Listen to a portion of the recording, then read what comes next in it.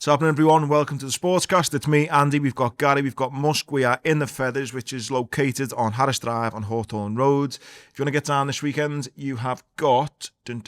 Brian Jones is on. Actually, is that last weekend? Is that this weekend? They haven't even updated it. Oh, well. Lads... Have a little look on their socials over the weekend to see what they've got on. Everyone's having a stinker, not just me. Anyway, regardless, whatever's on, it's always a belter weekend. Get down at the Feathers. Also, massive thank you to Colemanetics. Me and Gary are rocking our gilets at the minute. You get the exact same gilets, right, lads? The exact same. I went with a white t-shirt, to be fair, but... Do you know what? Again, not just saying it because they're sponsoring at the moment, and thanks. It's just they're versatile. Like I'm wearing this for the office today with something. You're obviously wearing it for more like leisure, casual and that. So yeah, it's spot on. I love it, GLA. Mega gear, 30% off if you type in Legged 30 at checkout. And also massive thank you to Hill Dickinson once again. If you haven't already, keep on saying it. Go back and watch their episode of how they got the naming rights to Everton's new stadium. Great lads, and they've been massive in supporting the pod. So thank you to them. Right, first off, and again, an apology from me. Me and Gary thought we'd done our best without the skills of Muskie last week, but clearly we didn't put the video on. Well, I joked about it at the start as well. I know, well I didn't, it was my fault. I thought I'd pressed it, clearly I didn't, so our apologies for last week. Although, props to Musk, he did manage to get a reel out, which took off, and it's just got loads of people arguing amongst themselves, which is always quite funny. That's what happens when the team's not doing so well. You'll get certain fans that are like still behind the team, and certain fans are like, I'm fucking done here. And then that just creates that kind of perfect storm back and forth interaction. Yeah. It is mad how many people are like on the fence with like Slot. I mean, I had one guy call he was called the Fresh Prince of Cheshire. So I just give him shit because of his name, really. I didn't really get into a debate with him, but you know, everyone's very like in out Slot. It's which we'll come on to in a bit, but yeah. You okay? Yeah, fine. Yeah, just getting through January. Just got a bit of a cold at the moment, but everyone was sick over New Year, I think. Everyone. He was. I said to him when you were away, do you want to do a podcast? And he sent me a selfie of him in bed, just looking like he was on death's door. Like everyone was sick. It's not it doesn't seem that bad. It's just one of them, you know, like a January rundown thing, but yeah, sounds. So I've had a really unlucky start to this year. So I had a footy bet in. I was 90 seconds away from winning about $9,000, I think it might have been. Obviously, who was it? Brentford, was it? Who was it? He scored that Wildie in the last minute to get a draw. Fulham. Was it against us? Yeah. Fulham, yeah. So that killed me for about $8 or $9,000. I then go skiing. I've been skiing, I reckon, maybe an hour and a half. And as I'm getting off a chairlift, my skis are getting caught up with it. My mate next to me, I have the slowest innocuous fall you've ever seen in your life. Can't even call it a ski accident. No, it's like getting off a chair accident. I knew I'd done something straight away. Like, I've never been injured, apart from obviously getting blown up.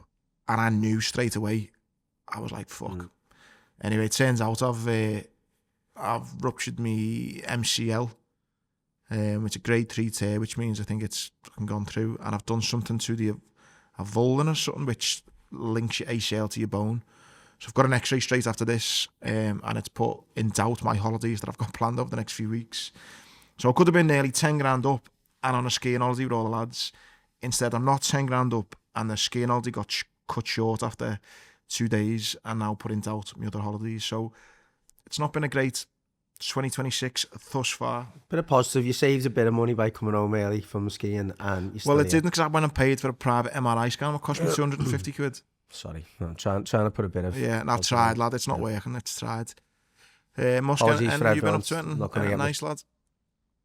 Back to work. So that's it, mate. Went the game on Monday, which we'll talk about in a little bit. But other than that, everyone's just doing the same thing, aren't they? Staying in for a little bit over January, skint after December, you run down after December. Yeah. So it's all about like New Year, New Me and all that. So like I said to you, just literally trying to go on walks and go to the gym, like boring mid-30s stuff now, mate.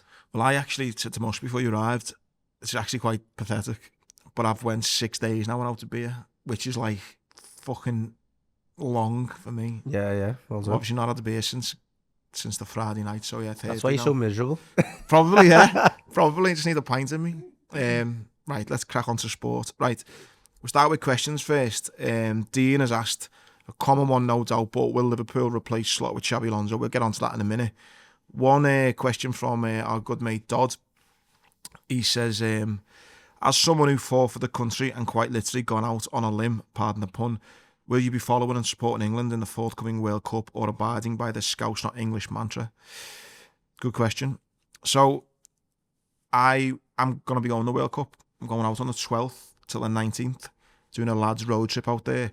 And I can tell you right now, I will not be watching any England games. Well, I will watch them. Yeah, of course you will. I will watch. I mean, I'm not paying to go in. Paul, innit? Paul, Yeah. I feel like Paul's a bit of an England fan. Yeah, they all are, yeah. Yeah. I'm the only Scouser there, so they're all lads from Manchester.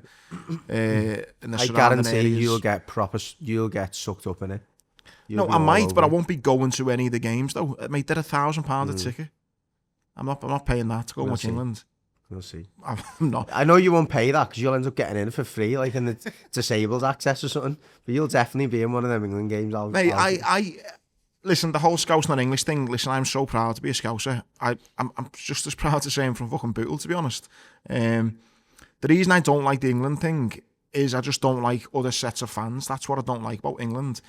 It's not so much not supporting the England team. Like, I want England to win.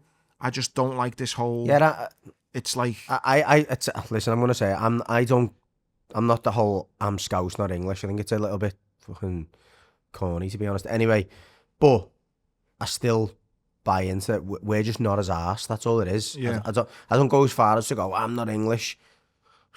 Behave. But I do agree, and I feel probably the same as most Scousers, that we're just not that arse. Like, we'd rather support our own team, and I just don't feel any affinity to those 100%. players, apart from, and you know, it's no coincidence, apart from the goalkeeper, we just haven't had that many players in the England squad that often. All I'm asked about is Pickford going to come back fit. Yeah. That's my main concern. So if England got snotted 5-0 and Pickford come back fit, I prefer that to England winning 5-0 and Pickford being out for the season. So that's 100%, yeah. I've just got more Probably, affinity to my own team and players. So I think when it comes to it as well, some of the people who are like really England fans and follow them everywhere, they tend to not have a team that they support club-wise that either are doing well or are in the Prem or whatever. It's like that's their main way it's of getting success through football kind of thing. I don't know why, but I've got like this thing in my head. You know, it's a great point. Grimsby feels like a team that loads of people follow England. I'm just thinking of those flags that you can see, and in the red it says like something. Yeah, it is, and it always seems to be like, you know, Luton as well. I can always see Luton on there. Yeah, Luton's one of them places, and it's not London. It's not like Midlands. It's just like kind of floating in Watford, like it's the middle of not middle of nowhere, but you know what I mean. So yeah, no, I'm not like anti-England. I would never like boo when. Do you know what? If England scored, you know what I mean? No, of course, and actually, if we won the World Cup, it would be an amazing. Like, to be alive when England win the World Cup just doesn't happen, does it? Like, no, it'd be great. You know what I mean? It's happened once in the last 3 generations or whatever. Well, I was in Vegas when when they got beat by France, when Kane missed the pen, and I was cheering when England scored then in Vegas with my dad and everyone. So yeah, I'm not going to be not cheering it like that. I'm just not going to be, if they get beat, it will not affect my day one bit. What changed though? Because when we were kids, we were. Well, I felt that like when England Euro were playing, 96, it was a bigger thing. To Euro 96 and stuff. Euro 96 and World Cup 98. Like, I can remember certain things now. Whereas like I was like all over the place when Owen scored for England against Argentina, for example. Whereas it's different now as an adult. One, your kids aren't you, and you just can't. It's just footy. Just Any footy, footy is footy. But I think the other thing is Terry Venables, Glenn Hoddle, like English managers. Do you know what I mean? I'm not going to say now we should have an English man, but I just think like Terry Venables was like the personality, the squad he has around, the Sheringhams, the Shearers, like. It is true though. Personalities. I don't like the fact that our manager's not English though. I think that's wrong. If all your players have got to be born in this country, surely your manager has as well. Yeah, if Jamie Carragher was the manager of England, would you be a bit more interested? Obviously, but if Steven Gerrard was the England manager, I just think you relate to that a little bit, 100%. Don't you know what I mean? And go. So I think that's probably one of the factors. The other one, I think, like the Premier League and the league at that time was mainly British and English players. So you're watching them players every week, and there's kind of that. Whereas now it's whatever 20-30% English players. So our players are all over the world. Bellingham's like, you know, not even in this country. It's like... Yeah, and also, It was more of a connection, wasn't it? You felt like you knew them. But players. I also think as well, there's more of a connection to foreign players as well. So you've got a bit of a soft spot for like the kind of other players who you're possibly playing against as well. Well, I was just thinking then, if England played Senegal and Zai scored the winner, I'd be like, that, get in. Do you know what I mean? Yeah. And going back to obviously my job in a sense, serving the country again, I was never one of these people that joined the Marines to fight for Queen and country. I wanted to, achieve something. Yeah, I wanted to do something with my life. My dad was a fireman. He had an exciting job. I couldn't see myself going to university. I struggled in A levels to kind of step up from GCSE. Just needed a different type of challenge. So I was never one of these like super proud to be English and fighting for my country. Do you know what I mean? Just out of interest, I think I've ever asked you that. Is that common? Is that like, obviously it might change now, when you see your Marine friends who have fought for the country don't anymore. But at the time, did you feel like that was quite normal, that most people were just there to fulfill their own personal, or was it always... No disrespect to anyone who was maybe in the army, but I felt like what I saw in the Marines, there was very much like really switched on lads there who were doing it for a career, or maybe wanted to, achieve something, or really push themselves, or go special forces, etc. Whereas in the army, I think you get a lot of people who would just join just because their dad did, or that's just what they did, or it was a bit of it's almost prison or the army or something. And that's no disrespect to the army, there's some great lads there.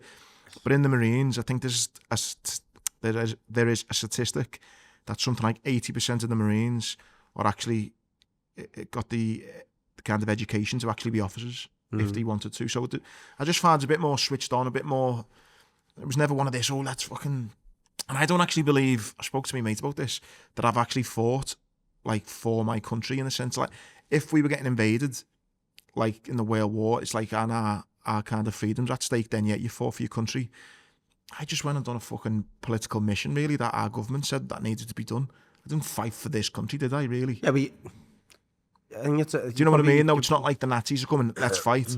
I know what you're saying, like, but you're probably being a little bit disrespectful of your own role in that. You didn't know, did you? You've said that openly. You went out there. You were willing to you were putting your life on the line, whether you knew the cause was worthy or not. Agreed with it. Yeah. Exactly. So you would, but yeah, I know what you're saying. I was gonna say, in the army, and again, I'm not being disrespectful. I've got far less right than you to make any points on this, because I've not done anything like you. But I always feel like the army and that, they're all like scouts and cadets who've just graduated and just went, I'm going to join the army, I'm going to carry on doing this. Do you know what I mean? Yeah. And I'm not saying the Mings or not, and I'm not saying cadets or scouts and Mings, because I was actually in the scouts when I was a kid as well. But I didn't stay until late. I kind of looked at the people who were 14 and thought, I don't want to be doing this when I'm 14. Yeah, no. Well, mate, I didn't even know there was a career in the Marines till I was fucking 17, 16, you know what I mean? So, do you know what I mean? I feel like I feel like the army and to a certain extent like the Navy and that, it's just like kids who graduate through the ranks and just end up. It can be, and people join for all different reasons, don't they?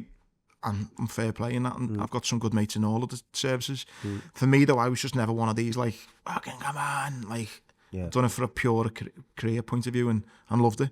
So, in a long-winded way, Michael, I will not be abiding by the Scouse, not English mantra, and I will just be intent on having a good time in America, hoping that I don't get pulled over and shot.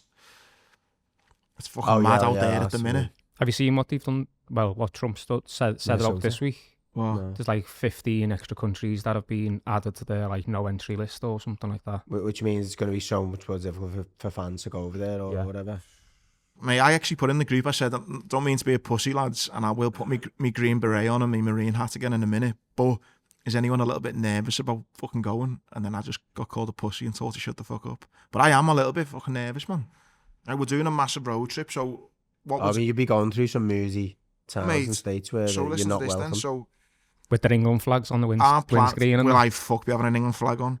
So fly into New York on the 12th, got 2 nights in New York, and then we drive to Virginia, which is 6 hours on the 14th. I've drove to Virginia from New York. It's actually a nice drive. Is it? Yeah, that's all right. You're going south there. And then we're going to go to Atlanta the next day. That's okay as well. Another 6 hours, and then on to Jackson, Mississippi, to Dallas, Texas. Okay, so now it's getting a bit tasty. Then to Memphis, Tennessee. Yeah. Oh, that'll be all right. You'll be okay there. Then to Nashville. That's okay as well. And then fly home from no, you're all right Atlanta. there. It's just them middle two there. Jacksonville, did you say? Jacksonville, Mississippi. Not sure about that. I'm fucking nervous. Like, it's 2 cars, we've got them two just before Jacksonville as well. It was the one just before Jacksonville, so yeah. Atlanta. Oh, Atlanta's all right. The one after. So it's going to be good. I can't wait. Dallas and but England will not be ruining my. If they get beat, I will still have a ball on that road trip. Oh, mate, you'd be finding it hard to not have a ball on that road trip. Yeah. Right. And then the other thing I just wanted to go on before we get properly into it is I seen a report, and I know we like. Oh, by the way, sorry. One thing I need to get out. Fuck me. Have you seen this trend, which is making me feel physically sick? Oh, You've got grown men in a football top, right? yeah. Doing Instagram videos, and they're saying, my girlfriend has said that if a Liverpool player comments on this post, we're allowed to go to Anfield. That's gay. It's super fucking gay. It's so gay. And I saw one night, and this fella, a full-grown man in his maybe late 20s. So Liverpool as well, though. No, I've seen it, and I've seen an Arsenal one first, and someone's just done it for Liverpool. And there's this guy in his late 20s, maybe early 30s, and he's fucking doing this. He's going, yeah, in the Liverpool top. And the comment is, if a Liverpool player comments, my girlfriend says we can go to the match, right? And fucking Frimpong's commented. Oh, no. And it's just the gayest thing I've ever seen in my life. It's like a grown man. It's like, going back to what we just spoke about the Marines, right? Are we saying, like, his girlfriend won't let him go to the match? Well, or, maybe like, they're obviously not Scousers, are they? they? They're obviously from somewhere else in the UK. Grimsby. And he's with Grimsby. They've just finished planning the World Cup trip, but now they're coming to Anfield. Sorry if any of our subscribers. No, it's obviously they're not from Liverpool, and they've said, let's go to Liverpool for a weekend. And she's went, oh, and he's went, oh, can we go to the match? And then the thing is, oh yeah, if a Liverpool player comments on your video, I'll let you go, or we can get a ticket. So anyway, Frimpong, the fucking knob, has commented, and he's chronically online, Frimpong. Like Yeah. he's that age, isn't he? He's a gamer, isn't he? Yeah. do you know what as well? I feel, and maybe this is me being a bit fed up and negative and a bit hatey on people, but did you see the thing that him and Kanate done for the foundation? It might have been, they done a penalty shootout, right? Maybe I'm getting old, maybe I'm showing my age, right? But fuck me, how many times do they give each other five? And they do all this, like, I know it's maybe a football, yeah, like literally something, Yes, bro. and then literally he'll go, oh, he's gonna miss him, and then he'll miss, he goes, oh. Yeah. I'm like, They picked the right person for that kind of stuff, haven't they? Like Yeah. you're gonna I couldn't get be- certain players who'll just go, oh yeah, I missed No, it. it's not me. couldn't be that, mates with him. Yeah. Could not be fucking mates But with him. it wasn't for the foundation, though. It was for the trip to Maldives. That was it. Yeah, but they had people from the... Well, mate, anyway, yeah. But just this fucking cringy fucking behaviour. Like, fuck, if you're a grown man, you shouldn't even be wearing a top, I don't think, anyway. Maybe that's a bit harsh, but I don't think you should wear a football top. It's weird, isn't it? I'm not a fan of it. Like, That's just weird. I don't mind, but like a retro top or something like that, cool as fuck. But I mean, your own... It's just a bit weird, I think. I've got like training tops like that I wear for footy. Do you know what I mean? But not Yeah, like for playing only footy and because that, it's like but- I like the fit. Do you know what I mean? Not like But you don't fucking put it on, get a light on, do a video, and then do a little dance and hope that a Liverpool player comments on your video. Can we just stop doing that in 2026? It's fucking cringe as fuck. let's go and delete that video. Eh? You're gonna see well more of it, lads. It's fucking cringy as fuck. Stop. Anyway, let's fucking move on. But you watching it now, so Instagram's gonna keep feeding it. It fucking to best you. not. It best fucking not. That algorithm, it best not. Because it just make me more fucking angry. I know, but you've clicked in the comments as well, so you've Yeah, been even more you're active right on in it. there. Yeah, they're gonna Frimpong's be commented throwing about them. 30 likes as well, you know? They're gonna 30,000 be- likes. Yeah, they're gonna be It's fucking sending disgusting them your way behaviour. every day. Another thing, like, a bit more serious now, which I thought, again, is fucking hypocrisy at the highest fucking level. It's come out a report that the FA, obviously gambling's illegal when you're playing professional sport, or professional football at least, Any sport. and the FA are going after, as in statistically, a lot more players in the lower leagues than they are the kind of top echelons. Now, the obvious answer is no one should be gambling. But listen, we all like a little punt, and no doubt footballers do as well. Now, there are no doubt other ways that to get your bets on and blah, blah, blah, and things like that. My issue with this is the FA, if the FA are going to go after the likes of Tonali has got the backing of Newcastle and has got a lot more money in the bank and a lot more access to better lawyers and blah, blah, blah than a lad who's playing for Accrington Stanley. So what this kind of report has looked into is the FA are going after the lads from, say, Accrington Stanley, made that up, and kind of charging them, getting like 150 quid fine out of them, or however much, and these are all totting up these smaller fines, but they're actually just turning a blind eye to some of the real big fish that are going on. Now, I just think that's disgusting how they're kind of going, well, it's kind of, what's the saying, like it's easy pickings. It's like we know we can get these. The low-hanging fruit, isn't it? That's it, sorry, that's the analogy I was looking for, low-hanging fruit.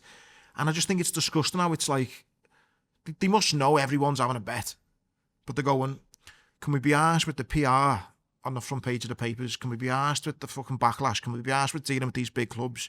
Can we be arsed having to put a 6-month ban on someone? Or if we just say, look, lads, we know you've been betting on X whatever, £200 fine, and it goes in the bin.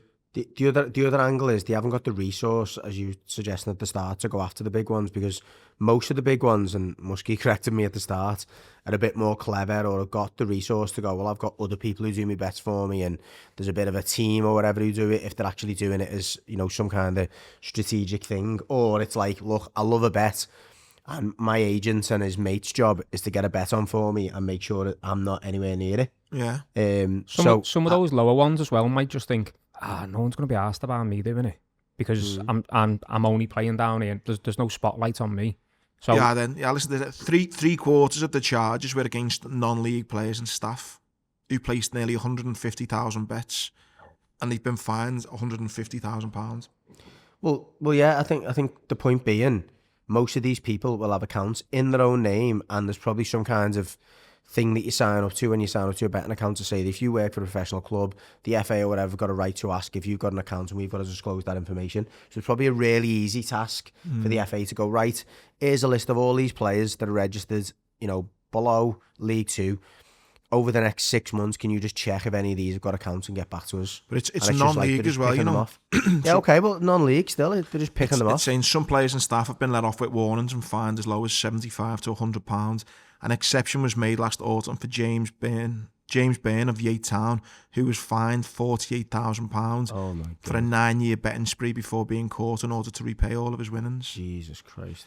So, yeah, people are having a bet on the footy.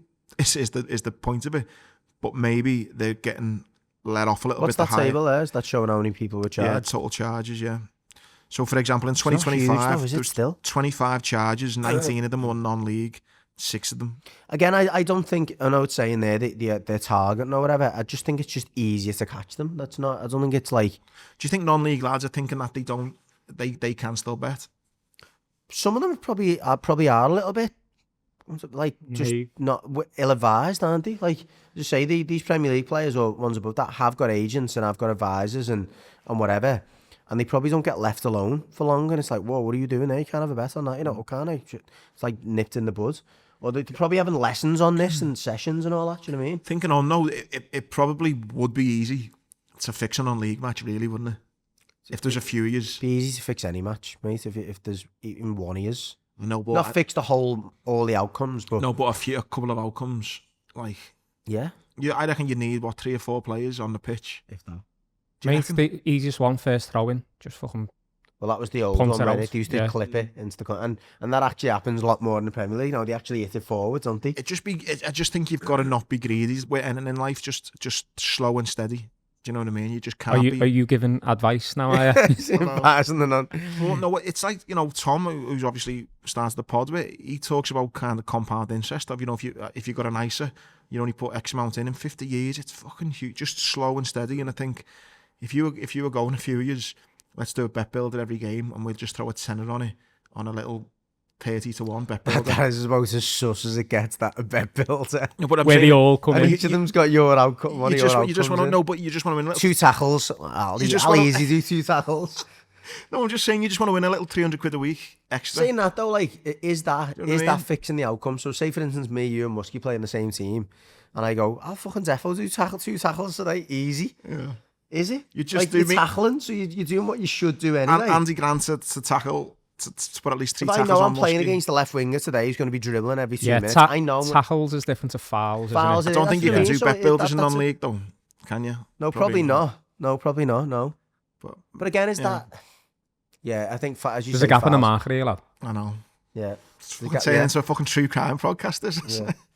We're getting Nick next week, but anyway, yeah. So if you're a non-league footballer watching the show, be careful because they're fucking coming after you. Before we get finished, go into more footy, there's a few other little stories.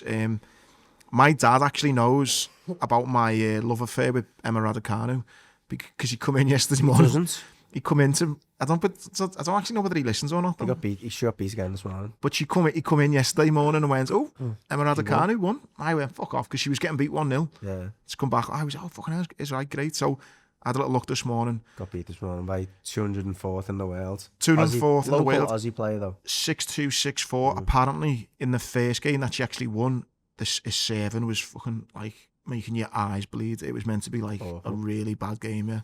She got beat 6-2, 6-4 by, like you said, the 204th in the world. She starts at Australian Open on Sunday in the first round against 194th in the world. Now, if you're the 194th in the world, a girl from Thailand, and you're seeing that she's just been beat 6-2, 6-4 quite comfortably by the 204th in the world. She was Australian though. She's at home. It's like it's a bit. I'm not jumping to the fence here, but I think She might have had a little bit of Aussie support against her. No, not that. It's like she's probably only just got there, hasn't she? Or she got there a few days ago. Like, still a bit you know jet what you know what it's like traveling halfway across the world. Anyway, go on, carry on. That's fucking clutch. That's I'm just trying to play. Anyway, the girl she's playing, if you fancy a little bet, she's only 11-4, and she's 2-7. But if you are a tennis coach or you're involved with the LTA or anything like that, don't have a bet. But or you work for the Thai Tennis Association. All that.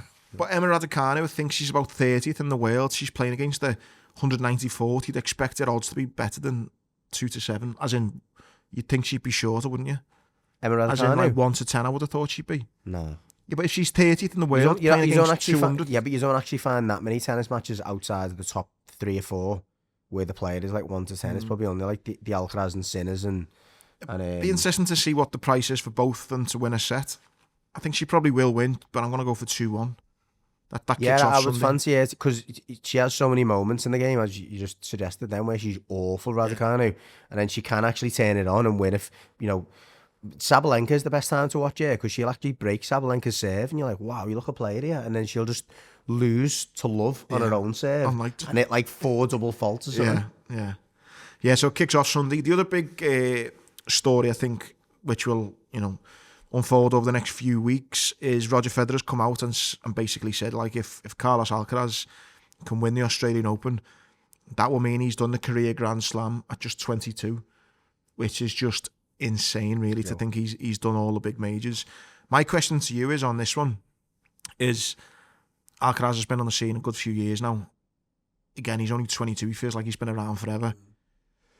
When it's all said and done, in maybe 10 or 15 years' time, and Alcaraz, I'm assuming, will be kind of closer to the numbers of Nadal, Federer and Djokovic. Yeah, absolutely. Will he still get the same flowers, if you will, knowing that it's potentially been a little bit easier for him? Depends how good Sinner is then. It depends if Medvedev kicks on. It depends if another player comes on the scene. I would suggest not. Because we were talking about this a while ago, weren't we? Talking about like there wasn't that many world class like dominant. Talking about how Murray was potentially unlucky because he was in that. Yeah. Because like the generation before were a little bit more not average, but they were just more level, wasn't it? And there was no one. Like the kind of Ronaldo, Messi ridiculous. that just were on their own level one. That's what them three were. Yeah, I mean, it depends. If he absolutely obliterates the records or he beats them by a distance, then you've got to say it's the time, isn't it? So if he ends up being around until he's 33 and he's played from when he's 18 and he beats the record by a distance, you've got to give him almost extra credit for how long he's done it for. I mean, and he did beat some of them as well. Oh, he did early on. Yeah, so I think it's how consistent you are over that period as well, because I'm not saying the big three as off years, but there were times when they were kind of almost disappeared for a year and didn't win nothing and then come back and whatever. Djokovic in particular, I think, had like a year or two where he was just a little bit abject and then just kind of came back on the scene again. So, but they were ever present though. There was that stat, wasn't it? That I think in one of there's always been at least one of them in an Open for about 8 years or something. Like, might have been longer or something. It was a mad stat. In the final, wasn't it? Yeah. But yeah, it might be. You don't know, do you? It just depends to what extent he beats or equals their records and how. I think it's just down to how long he loves the game, I think, because it's at what point does he get bored of playing tennis? Because he will have been number one for that long, or, in and around it. He will have won that money majors. He's got all his money. It's like, how how long until you stop? It is quite a heavy like tour. Yeah. Tennis, like you're traveling all over the world. The matches aren't easy. I think it was Djokovic or I think it was 4 or 5 Federer. hours sometimes. Well, Federer isn't spoke it? about, didn't he, saying like he only won like 50% of his points. So it shows how nip and tuck nearly every tennis match is. Yeah. And it's just those little points, isn't it? Those moments, yeah. moments. So it's not like a sport that you can just turn up and just win. No, yeah. And then before we finish on the footy, then Live Golf. You had a bit of turmoil this week. Deschamps, who was it again? Koepka is He's already moved back to. He's moved back, yeah. But now there's talk. There's only really 3 big hitters still with Liv. And all of them are talking about going back to PGA now. Well, Liv have come out and said, or maybe they've come out and said that Deschamps, Ram, and Smith are all committed to the upcoming season. They were the ones that were, or DeChambeau certainly, and Ram were rumoured that they were going to go back. They might be committed to the upcoming season. There's no smoke without fire, though, is there? Yeah, so they've announced. Yeah, so Koepka's announced this departure after 4 seasons with the Saudi-backed circuit. It's just an interesting one, and it's like does just throwing money at a situation work? Well, it clearly did. It clearly did because it got a few of them to either move over or have a serious think about it. But it's like, I just think without going too deep into life and about things, it's like, how much fucking money do you need? Like, do you know what I mean? They went over because of all the money, and they've got there. Then suddenly they're not playing against the same level of players each week. Maybe he hasn't got the same kind of feel. Maybe, and they're just thinking, you know what? It sounded good, plastic, but actually, not plastic. yeah. Obviously, it's gold but almost, but it's like, yeah. you know, it's just not. It's not what you. And we said about it's that. Sterile type thing, isn't it? Yeah, it's not what you grew up to play golf for. And I you know what I think almost tips the balance a little bit at times is when you get the likes of the Ryder Cup that comes round and they go to that and go, this is it, this is what we want. Do you know what I mean? And that's never going to be. They can't play in that, can they? Don't think. Well, they allowed them, didn't they? They allowed most of them. I think all of them did in the end. But I think when that comes around, they go, you know what, this is real golf, and this is. And what I said when it first come about, and I still stand by it now, and it's almost been vindicated. It's forced the PGA to re-look at what they do and up their game and go, okay, we can't be so ignorant and old fashions anymore. We've got to actually reinvent what we do and look at our competitions. Yeah. And they've done that now, and you know, it's obviously not complete, but there's definitely been a big overhaul. You know, even in the way the golf courses treat people, and there's a lot more of the, you know, the more privatised golf courses that are lowering the membership fees, changing the standards around what you can wear and stuff like that because of what Liv started doing. So, yeah, it's they've got. I don't think they would. Sounds bad. I don't think they were doing that to take over golf. I think it was just another like just a little PR flex, thing. wasn't it? You know Yeah. what? We can do this if we want to. If we want to, yeah. As part of his agreements is the stringent restrictions on his financial benefits, as well as a charitable donation of $5 million. Okay. He also apparently is going to have to. I think it's going to lose him about 20-30 million. I think, but he's clearly. You know what I think about that? You know, I love an analogy. You know, everyone says they'd love to win the Euro Millions, and I win the Euro Millions tonight. I win 100 million. You're like, fucking hell, this is amazing, right? Is it? I mean, it would be. But what I mean is, you think when you've won 100 million, you think, oh, I'm going to be here with my mates. I'm going to do this. I'm going to have this house, this holiday, blah blah blah. I couldn't fucking say to you, right, come on, we're going here tomorrow. And you go, I can't afford it. I go, right, I've got it. But then you also go, I have actually got a job, a wife and kids, so I can't come. Actually, I can't, Andy. It's not about the money. It's not about and that's what I'm saying. It's like, I go and buy a fucking yacht in the south of France now. I buy a suite in Vegas. I buy this. I do all these things that you think you'd buy. Who are you doing it with? Unless you're going to financially pay off. But I could go to you, right, you and Jen. Right, there's fucking 2 or 3 million. I want you to be kind of at my beck and call whenever I want you. Jen might go, actually, I love my career. I don't want to leave it. It's not really what I want to do. So what, like, and I just think that kind of thing with money, you just think it solves everything. It's also one of those things where, like, your time off, you feel like you've earned as well. Like, oh yeah, 100%. If you were just totally idle because you were minted off the Euro Millions, it would not get boring, but it would, like, it's not the same feeling. It would lose that edge because you haven't necessarily worked for a few months to then go on that break or whatever. Couldn't agree more, yeah. Like, it's getting that balance between the two. I mean, not that I made anywhere, fucking didn't even get a fucking million, not even half, but when I, got a couple $100,000 for getting blown up, I felt, because I don't feel disabled and I'm walking around, I fucking felt like that a fucking couple $100,000. Like, I don't deserve this because I'm still able-bodied, I'm still normal. So imagine if you got 100 million. I wouldn't moan for the first few years, but you know there would be. I think it's like as well. Again, an analogy is I tend to enjoy a drink more when I've been training and I feel like, you know what, I've been dead disciplined. I've done this. Now I deserve a good meal and a good like. It's like I don't really have an appetite unless I've had a good walk or, you know what I mean, like a dog. As if, you know what I mean? Unless I've done something and I go, I feel like I really want to eat this and I enjoy my food more. If I've just been sitting around the house all day, I have something to eat and I feel worse and I'm like... Well, it's like that part over Christmas, isn't it? When you're just like, get more food, more... Because you've not been working, you've not been doing nothing, you're like... So yeah, money isn't everything. Live golf on its arse, seemingly. Right, back to footy then. So we had the AFCON last night. Have you watched any of the AFCON? I've watched the last night was the first time I've had to go. I have watched a little bit. I mean, I watched. I mean, it's not great, is it? Oh, it's awful. It's awful. I watched some of the early games just for comedy because I just think it's absolutely atrocious. Like the refereeing's awful, the organisation's awful. It's so bad. But even the last 10 minutes of the Senegal-Egypt game, I put it on last 10 or 15 to go. I thought that was awful. Like the last 10 or 15 minutes, I thought was not great. And the fitness levels are pretty poor because, like you know, outside of maybe the 3 or 4 top players you're playing in the top leagues, there are, 7 or 8 players at times in them teams that are nowhere near at the level fitness wise to. I would love to know the dynamic of that Egyptian team. You know, you got Mo Salah on 400 grand a week, playing against someone who's probably on about $1,000 a week. Nigeria was a bit like that. Their goalie plays for like Chipper FC or something in the Nigerian league, and you got Victor Osimhen up front who's on like 150, 200 grand. You got genuinely like, what is that like dressing room like?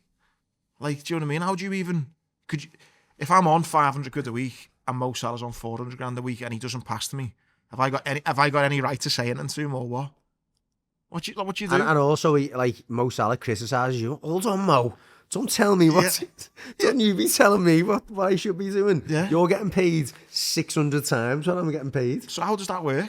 I mean, I saw even the Everton player, is it? Ndai said he's going to pay all the bonuses for Nigeria for Senegal. For Senegal. If the Senegal Association don't do it, he said, I'll do it. Like, that just undermines Everton, doesn't it?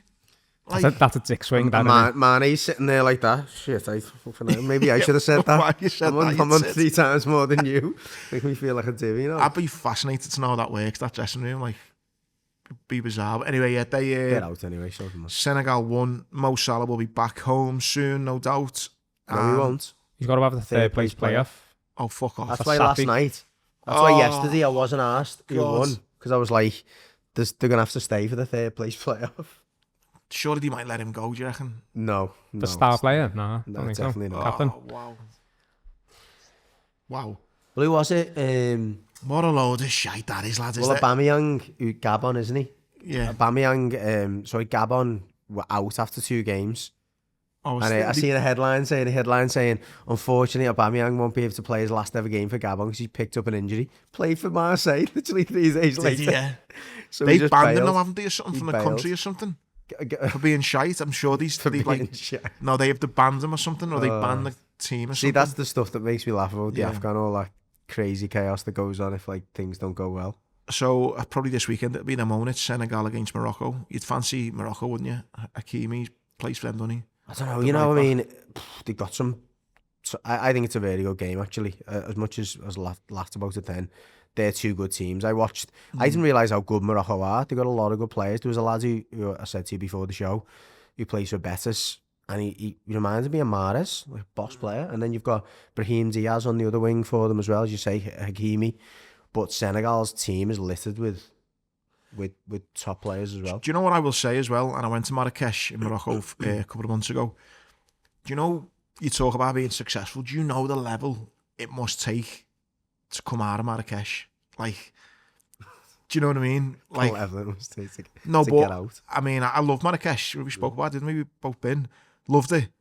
But it's a fucking shithole. Like, it's a fucking shithole in some places. And I'm just thinking, like, the level you need to get to. Well, unfortunately. And how in those surroundings, how have you became? A lot of them have to get to France, don't they? That's generally the route out of Africa is into France to get, like, you know, a passport, visa, or whatever, and be able to travel. I suppose I knew that. Fucking Zidane was the same. Travel freely Algeria. around the country. I mean, Vieira was the same as well, actually. Yeah, I've said it a few times. The ones that I find it harder are like the Nigerians. Oh my God.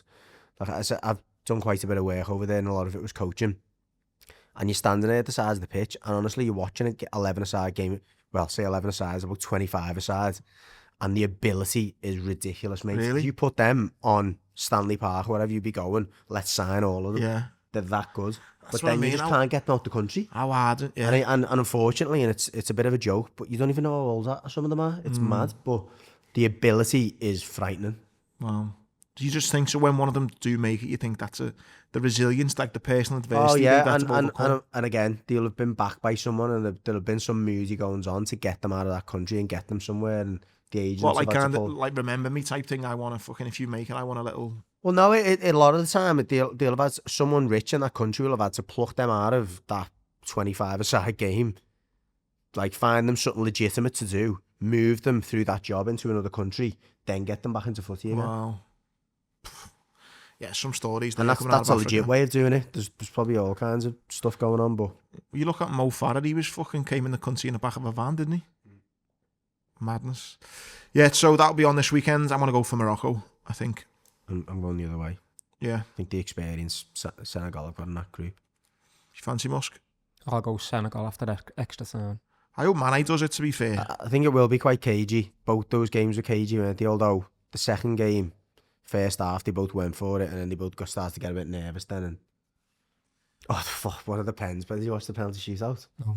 Ugh, the Nigerian left back. Were they as good as Everton's ones at the weekend? Yeah, come on to that in a minute. No, come on to that in a minute. I wouldn't say so. Sorry, I would say so. The Nigerian left back hits this pen, and it looks like the most amateurish penalty ever. Not necessarily what he does, it's the keeper. So the keeper, they obviously keepers dive sometimes early. This keeper didn't dive, he moved into the corner. Oh. And then the Nigerian fella hit it down the middle, so the keeper just like kind of went like that. And it looked like, when you're playing a game and you're controlling the keeper, but you don't dive and you move across the line, it looks so bad. So bad, but anyway. So before we go on to Liverpool and Everton, I just wanted to mention, I just think it's went so under the radar, Semenyo going to Man City. Like, how did no one else get involved in that? Unbelievable as well. How did no one else get involved in that? Well, you tried to, didn't he? But you're a fan. Called him a whatever it was. Was that Semenyo, was it? First game of the season, yeah. Wow. So there's no way he was going to... I've heard a rumour, right? And it's from someone you know as well. And you've met him, I think, as well, Musk, but you definitely know him. I won't say his name, you probably know who it is. I have heard, right, that Trent was a blue and was racially abused at Goodison, and then he turned to be a red.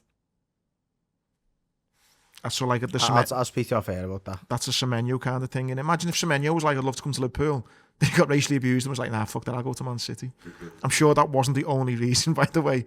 But bullshit. Yeah. Bullshit. What is the Trent one? Yeah.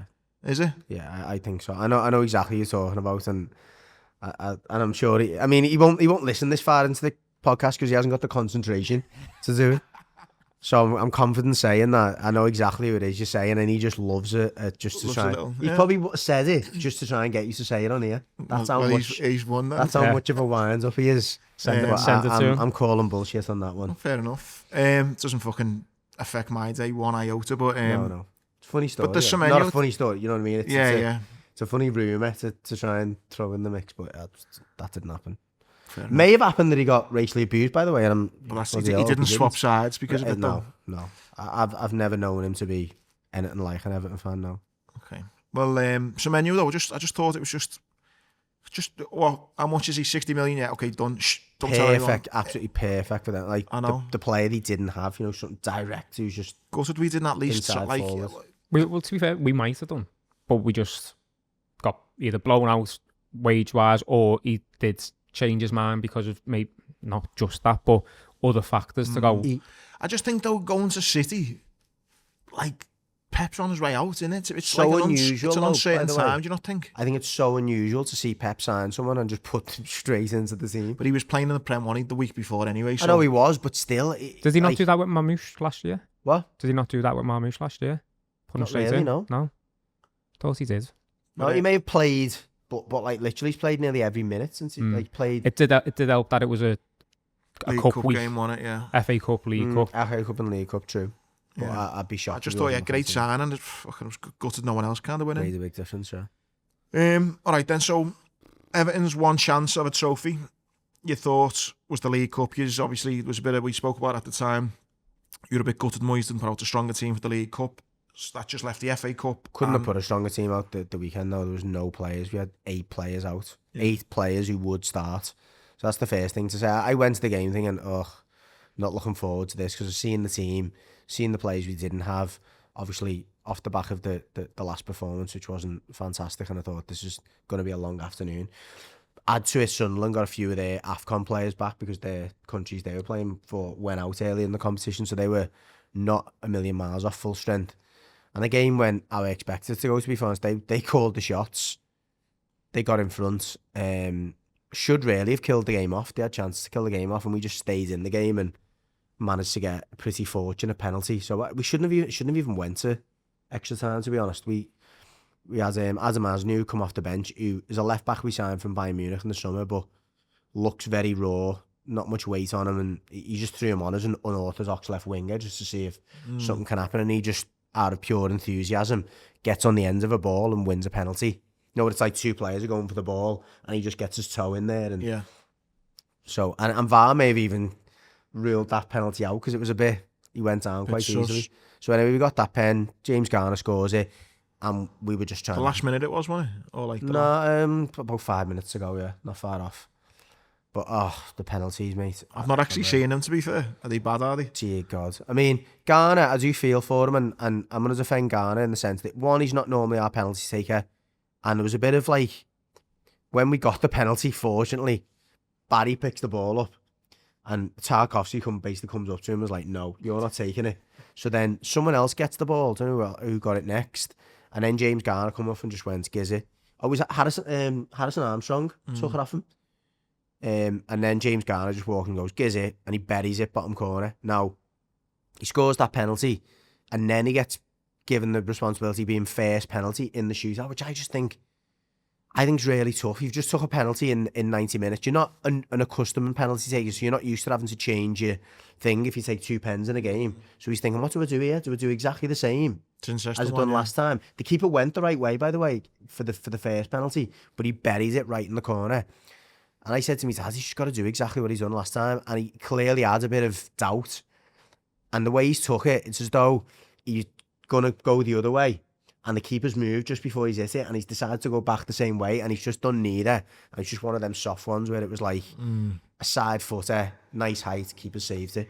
I think your first penalty, you just put your best penalty taker on. But that, on the pitch, that arguably was the case. Garner took the penalty in the game.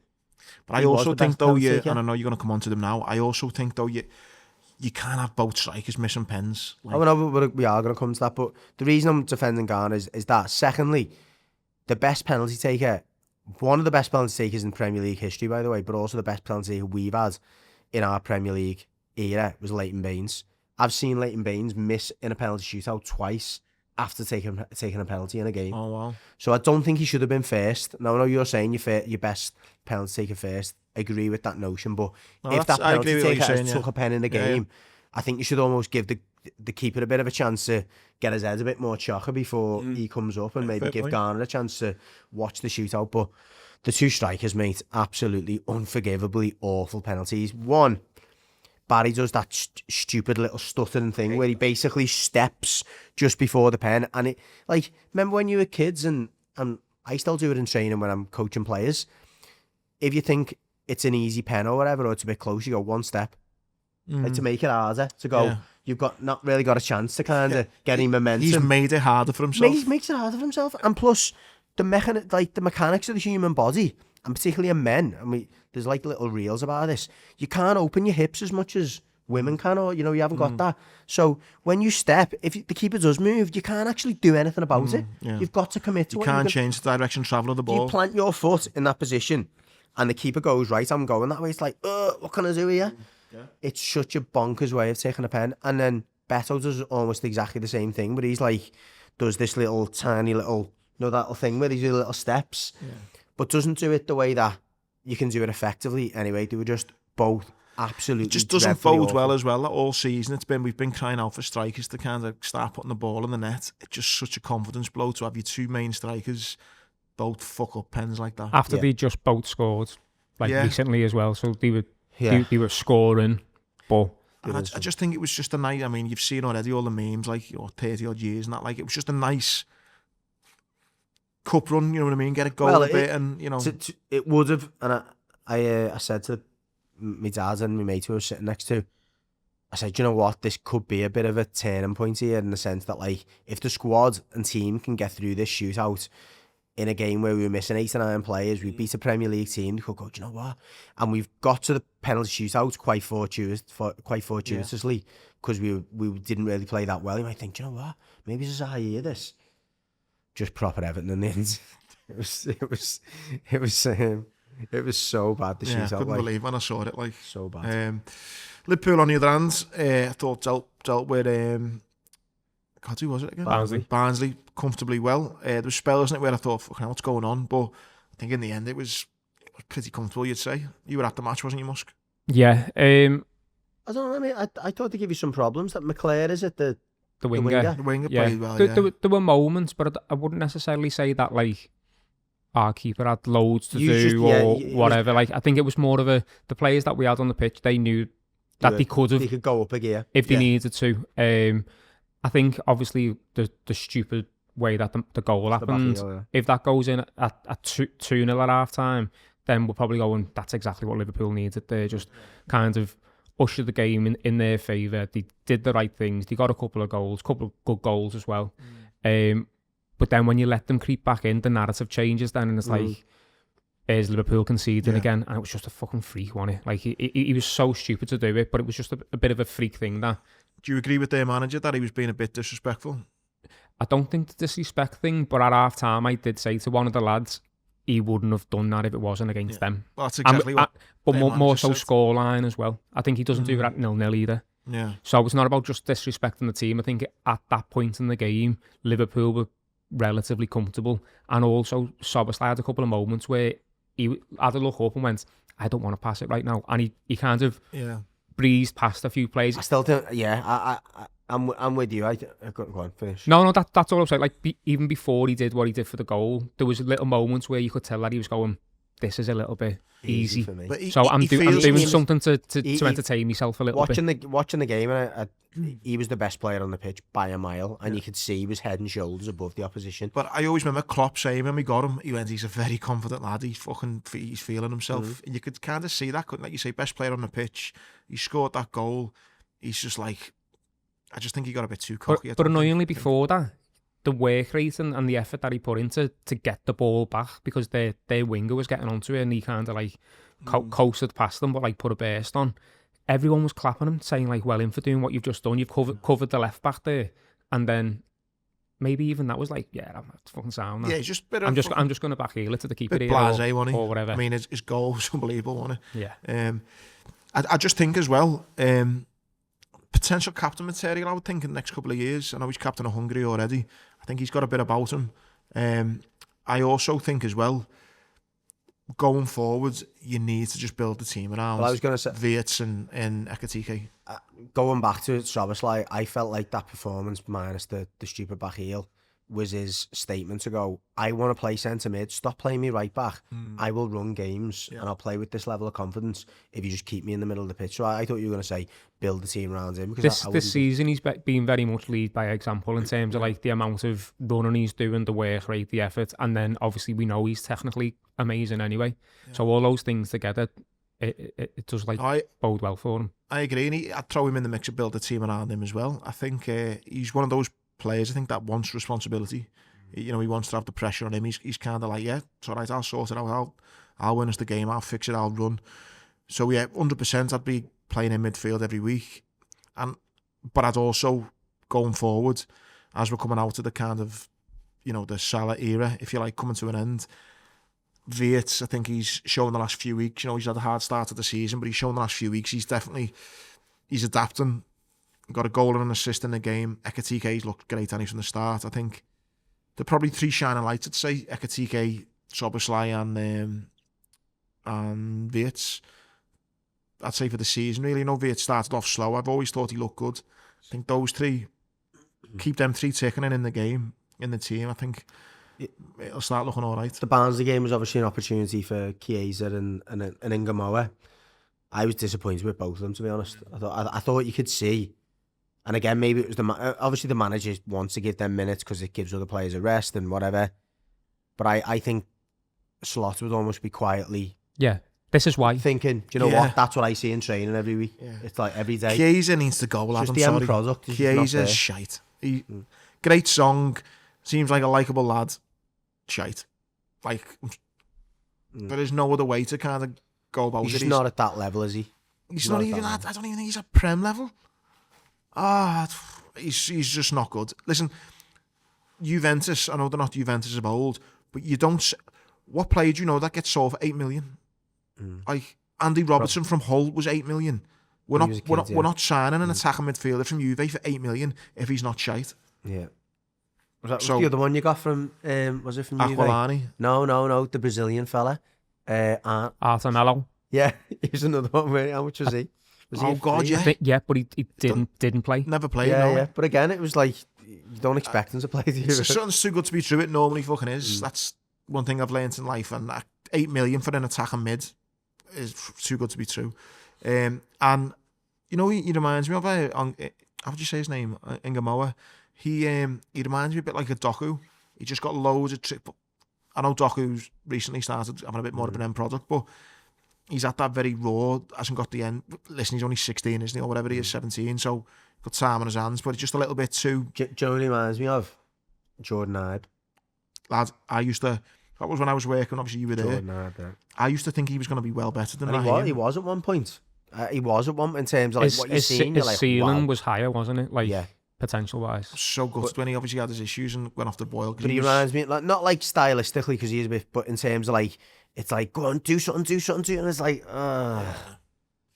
yeah. But anyway, but yeah, he's a kid, as you say, he's a kid. No, you know, I'm sure he'll still kick on at some point. But I think that game the other night showed it why he's not maybe got the minutes that some fans thought he could have done. And I think just based on that goal at Newcastle. I think through the game as well, though, the Barnsley team kind of showed him a little bit of respect in terms of like they were doubling up on him. Yeah. So again, as a kid, if you're getting doubled up on, I know the opposition's Barnsley, but obviously they're trying to say he's a threat here, we need to nullify him. But I think once he gets nullified on the one thing that he does, which is like the step over and go, his plan B is just like, I'm just going to knock it back to the left pass. Like, it's not like creative wise, it's just like I can either dribble past someone or I'll just recycle it back to somebody who might do more with the ball. He needs to find a way to vary that game, doesn't he, once he gets doubled up on.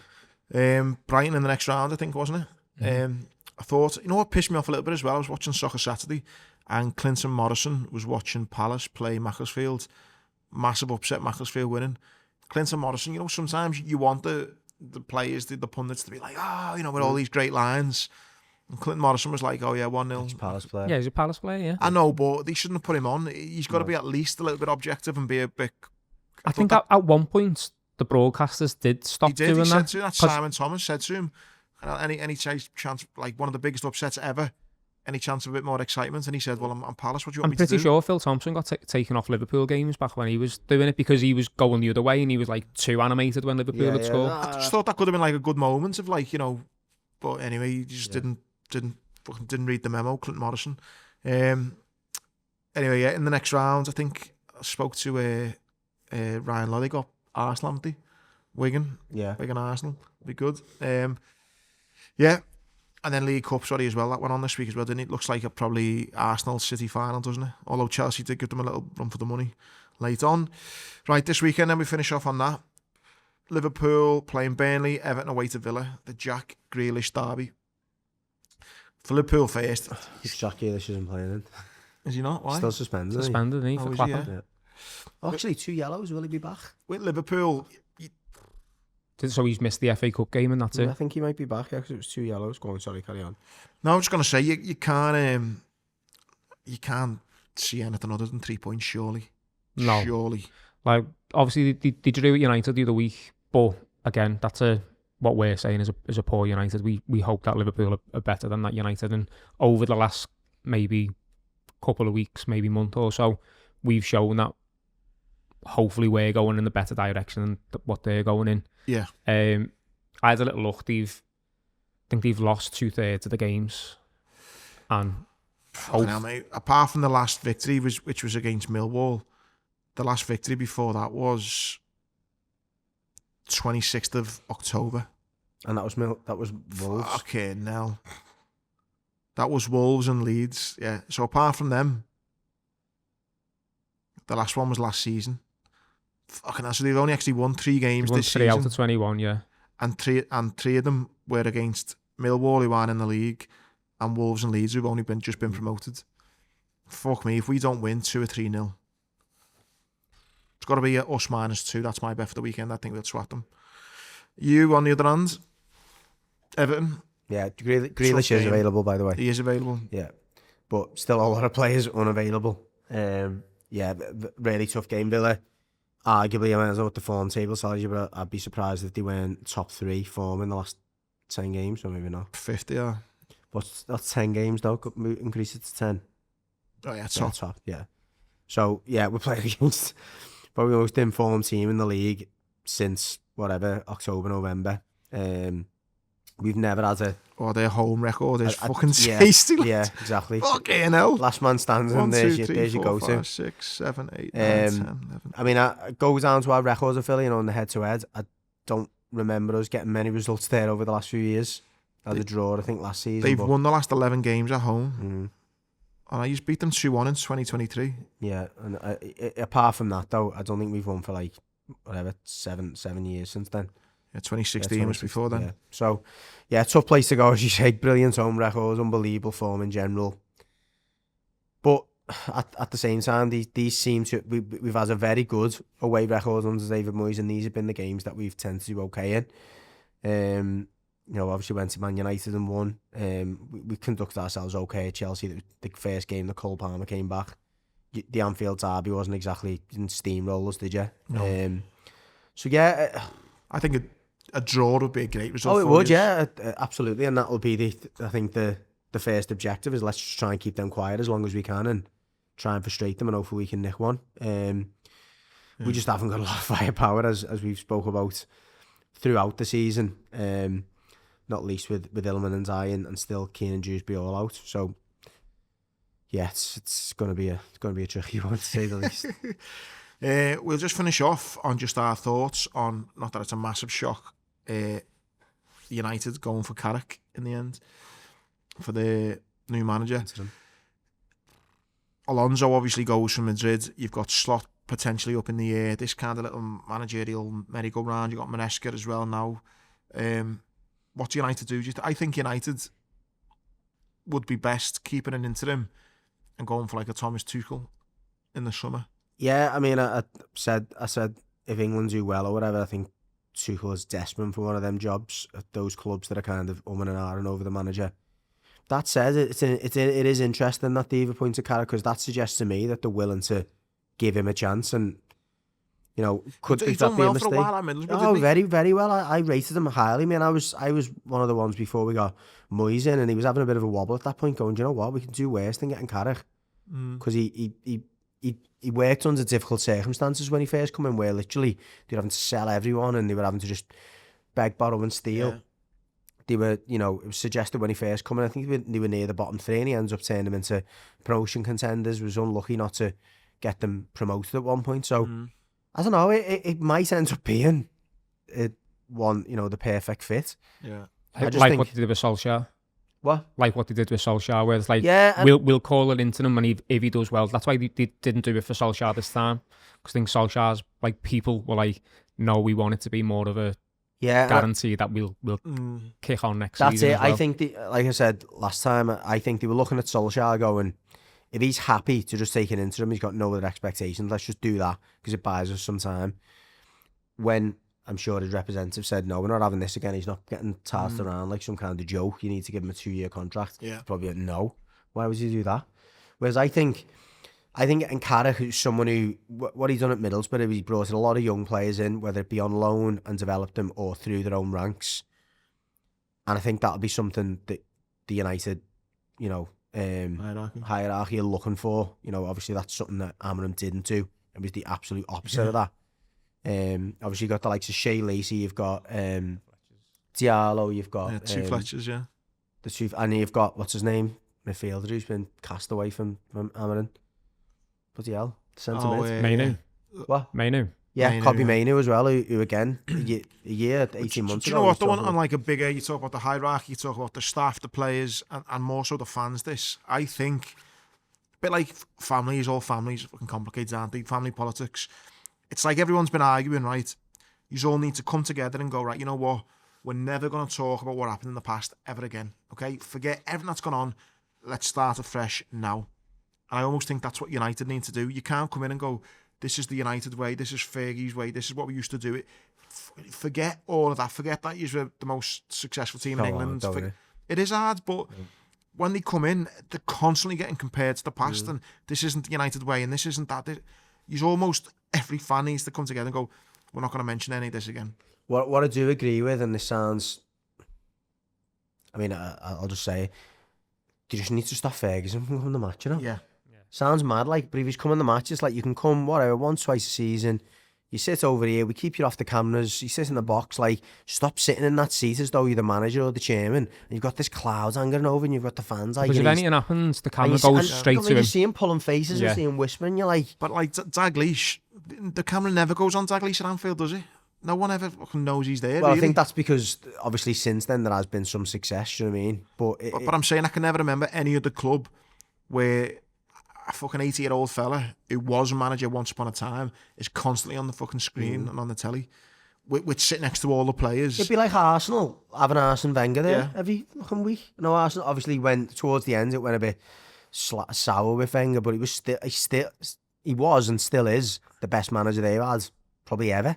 Yeah, it is bizarre. If he was there every week when Arteta was struggling, it's difficult. So, and anyone who says what he says doesn't matter anymore, it's a load of shite. He is still... You're still getting some of these fellas who are in the 40s and 50s going, I phoned the boss just to fuck off. I know. Are you messing? And by the way... Keane's funny, isn't he? I know.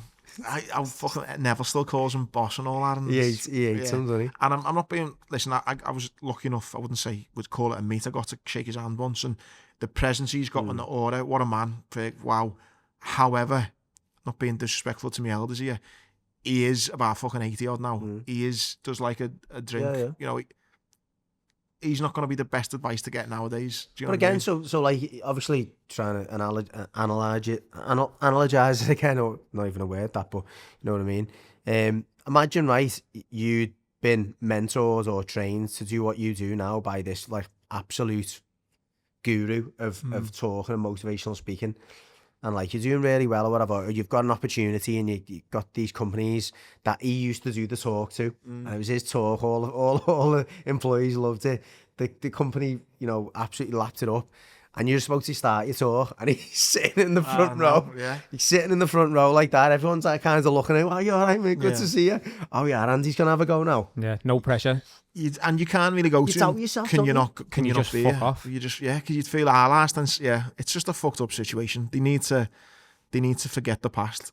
It's like what Klopp done with us. He kind of said, look, forget it now. We need to stop. Oh, he's completely disappeared, though, hasn't he? Do you know what I mean? As in, he pops up. But I mean, when Klopp came in, though, he kind of made sure to say, forget the history now. Yeah. And then the last thing to go and finish on managers was Alonso. Got the sack. I mean, it looked like proper player power is won in the end. There was those clips, I know Muskie, you said there was two sides of it, but Mbappe looked like he wasn't keen on giving a guard of honour to Barcelona. Alonso was then gesturing to say, come over and pay your respects. The players almost then seemed to go inside with Mbappe rather than do the guard of honour. Carvajal's come out, hasn't he, being quite critical of the players. Well, being very critical. He's the club captain, and he just said the players should be embarrassed. Yeah. It's just not a good look, is it? I don't think. Got beat last night, didn't he? In the cup. Again? In the Copa del Rey by Albacete.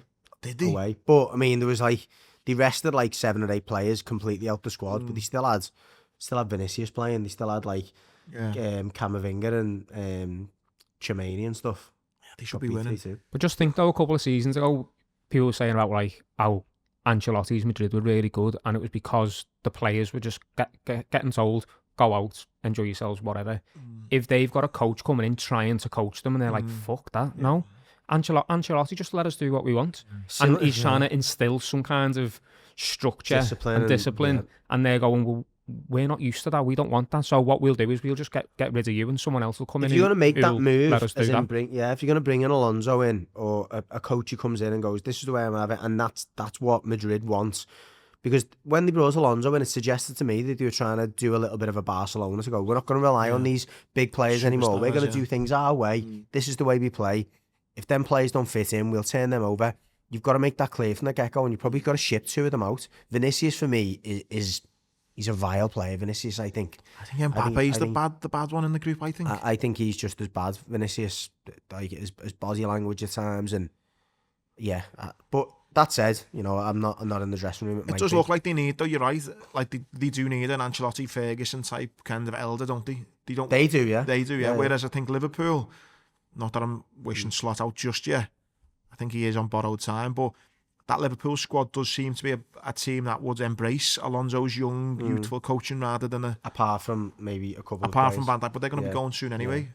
So I think once Van Dijk and Salah out the door, I think it'd be perfect for Alonso. If he's still available. Say again? If he's still available. If he's still available. Yeah.